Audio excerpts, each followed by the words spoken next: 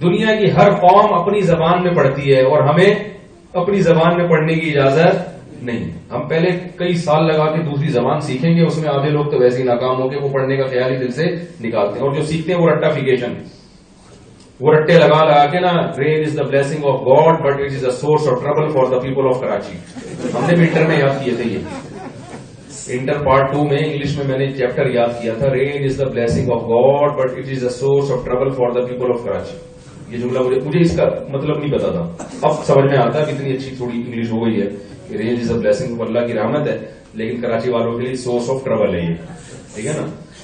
تو رٹے لگا لگا کے کیا ہو رہا ہے, امتحان دیے جا رہے ہیں. اور کراچی کا جو سلیبس تھا, اب کا مجھے نہیں پتا, ہمارے دور میں رٹا لگانے والا بھی بڑا قابل تھا, کیونکہ رٹے کی بھی ضرورت نہیں تھی. کیونکہ جب ہم ایگزام کے لیے بیٹھتے تھے, مجھے یاد ہے سیکنڈ ایئر کا جب میں امتحان دے رہا تھا تو ایگزامینر خود طلبہ کو کتابیں تقسیم کر رہے تھے کہ آپ یہ لکھیں اور حل کریں, اور میرے پاس آیا کہ 50 روپے ہیں. میں نے کہا کیوں؟ کہہ رہے کتاب لا کے دوں گا آپ کو, یہ آپ مجھے 50 دیتے. میں نے کہا بھائی تو فری میں بھی دے گا تو میں کتاب, بولو بھائی نہیں, کیونکہ ہمارے ابا نے ہمیں بتایا ہوا تھا کہ یہ حرام ہے, ناجائز ہے, نقل کرنا گناہ ہوتا ہے. تو ہم نے کہا ہم نہیں کی نقل. میں نے اسی وجہ سے ایک پیپر چھوڑ دیا, سیکنڈ ایئر کا ایک پیپر میں نے چھوڑ دیا کہ نمبر کم آ رہے ہیں تو سپلیمنٹری میں دوں گا, زیادہ اچھے نمبر آ جائے. وہ جو چھوڑا تو اب تک دیے, اس لیے میں میٹرک پاس کہلاتا ہوں میں انٹر. ایف ایس سی کیا ہوا ہے, کس طرح سے کیا ہوا ہے ویسے سرٹیفکیٹ میٹرک, وہ صرف اس لیے کہ نقل سے, بولو نا بھائی, بچنے کے لیے. تو یہ آپ کا جو سسٹم ہے نا, لوگ کہتے ہیں نا مولوی ترقی میں رکاوٹ بن رہے ہیں, مولوی آپ کو نقل نہیں کرنے دے رہا, تو وہ ترقی میں کیسے رکاوٹ؟ میرا گھرانہ, میرے والد صاحب, دادا پردادا, سب کا مولویوں سے تعلق تھا.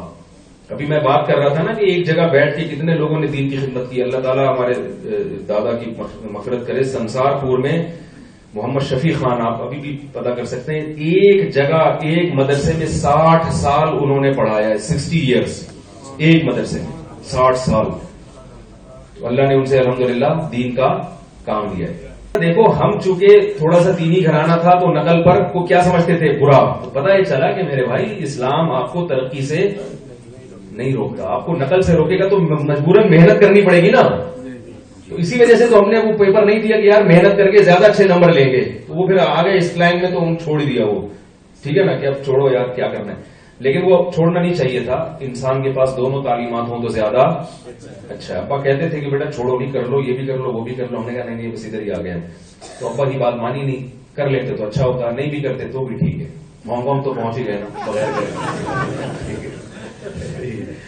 تو یہ بھی دماغ سے نکالنا ہے, یہ اسلام کا قصور نہیں ہے, نہ یہ علماء کا قصور ہے. علماء نے آپ کو نقلیں نہیں سکھائی ہیں, علماء نے آپ کو محنت کی ترغیب دی ہے, وہ تو نقل سے روکتے ہیں آپ کو. اور وہاں تو کراچی کا جو سلیبس, جو نظام تعلیم تھا, نقل باقاعدہ آرڈر پہ کروائی جا رہی ہے. کہاں سے سائنسدان پیدا ہوں گے؟ یہ مولوی لوگ کر رہے تھے. یہ ایگزامینیشن میں کوئی مولوی بیٹھا ہوا تھا جو کہہ رہا تھا کہ ان کو نہ پڑھنے دو.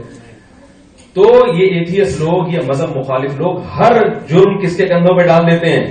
اسلام کے اور مولویوں کے. یہ ترقی میں رکاوٹ ہیں, یہ یوں کر رہے ہیں, سب جھوٹ ہے, پروپیگنڈا ہے. آپ کا اپنا سسٹم صحیح نہیں, آپ میں آخرت کا خوف ہی نہیں ہے. جب خوف ہی نہیں ہوگا آخرت کا تو 2 نمبریاں ہوں گی, دبا کے ہوں گے 2 نمبریاں, پھر جیسے کہ ہو بھی نہیں ہے.